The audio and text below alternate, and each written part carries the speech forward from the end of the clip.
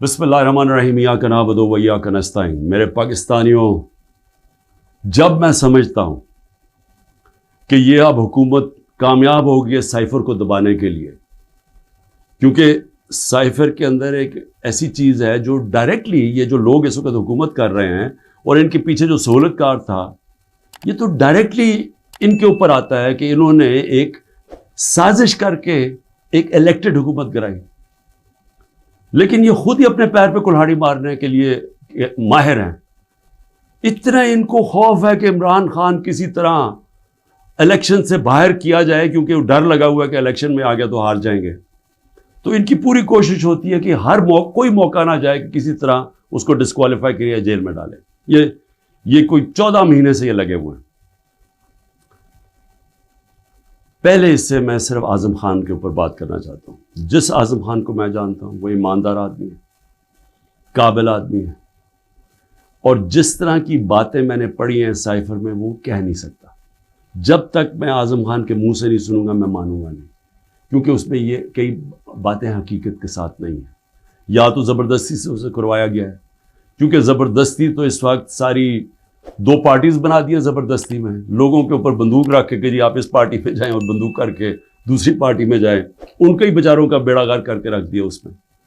اور پھر جو ہمارے لوگوں کو جو زور ڈالا ہوا ہے پارٹی چھوڑو، بیچارے جیلوں میں ہمارے لوگ پڑے ہیں، عورتیں پڑی ہوئی ہیں، ان کو بس صرف کہیں کہ جی آپ عمران خان کے خلاف وعدہ معاف گواہ بن جائیں۔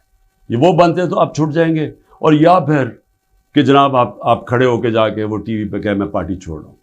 یہ اس طرح کی اس وقت جو ہم، پہلے تو میں یہ کہوں کہ مجھے اتنا شرم آئی، مجھے پاکستانی ہوتے ہوئے میں آپ کو سچ بتانا چاہتا ہوں، مجھے شرم آئی کہ اس کی جرت کیسے ہوئی کسی چھوٹے ایک آفیشل کی کہ جو ہمیں اتنی بڑی دھمکی دے دے اور ایمبیسڈر کے ذریعے میسج بھجوائے کہ پرائم منسٹر کو ہٹا دو۔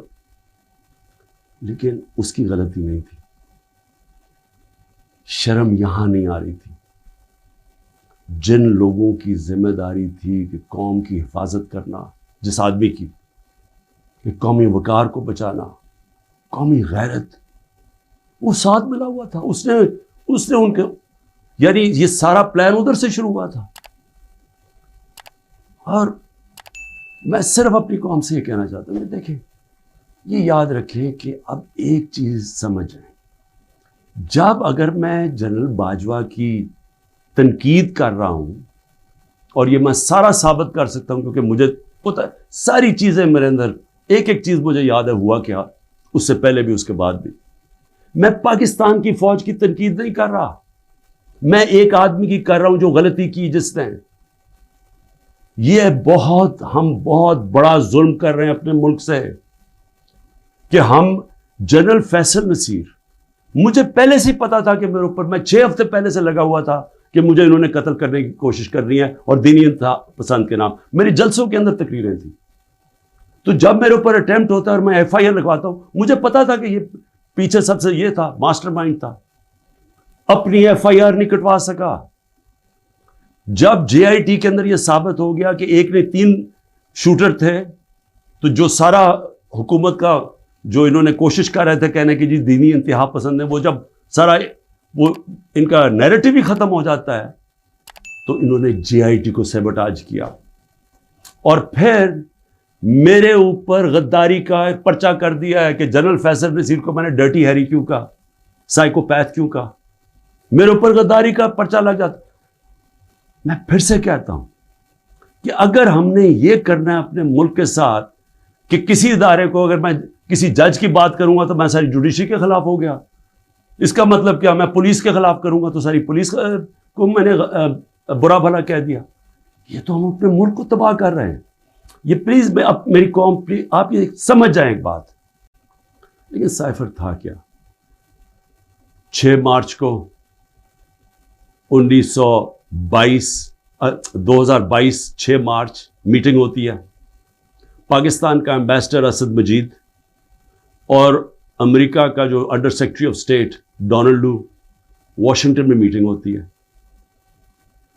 آفیشیل میٹنگ ہوتی ہے۔ آفیشیل میٹنگ کا مطلب کہ دونوں طرف نوٹ لے رہے ہوتے ہیں اس میٹنگ کے۔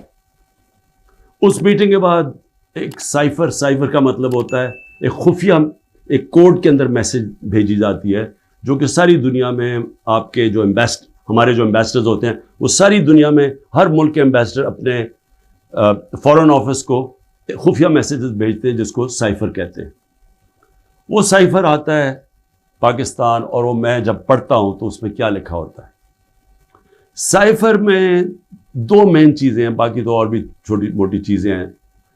سب سے بڑی چیز لکھی ہوتی ہے کہ جی عمران خان کو آپ نے عدم اعتماد کی ووٹ میں پاکستان کے پرائم منسٹرشپ سے ہٹانا ہے. اور ایک اور چیز لکھی ہوتی ہے کہ عمران خان نے اکیلا فیصلہ کیا کہ روس جانے کا. آپ کو پتہ ہے روس اور تب تک جنگ شروع ہو چکی تھی روس کی یوکرین میں, تو عمران نے اکیلے نے فیصلہ کیا. جبکہ اسد مجید ہمارے ایمبیسڈر کہہ رہے ہیں کہ نہیں, عمران خان نے اکیلا فیصلہ نہیں کیا, یہ سب سٹیک ہولڈرز نے مل کے فیصلہ کیا تھا. لیکن جس طرح وہ بات کرتا ہے, اسد مجید, سلام کرتا ہوں میں اپنے ایمبیسڈر کو, وہ کہتا ہے اس کے بعد جو مجھے میسج کہ ان کے خلاف آپ کو پروٹیسٹ کرنا چاہیے, ڈیمارش کرنا چاہیے کہ اس نے بڑی غلط زبان استعمال کی ہے. غیرت مند ڈپلومیٹ ہمارا. لیکن وہ غیرت یہاں نہیں جاگتی جب وہ یہاں پہنچتا ہے. سائفر جاتا ہے آرمی چیف کے پاس بھی, فورن آفس میں بھی, میرے پاس بھی آتا ہے.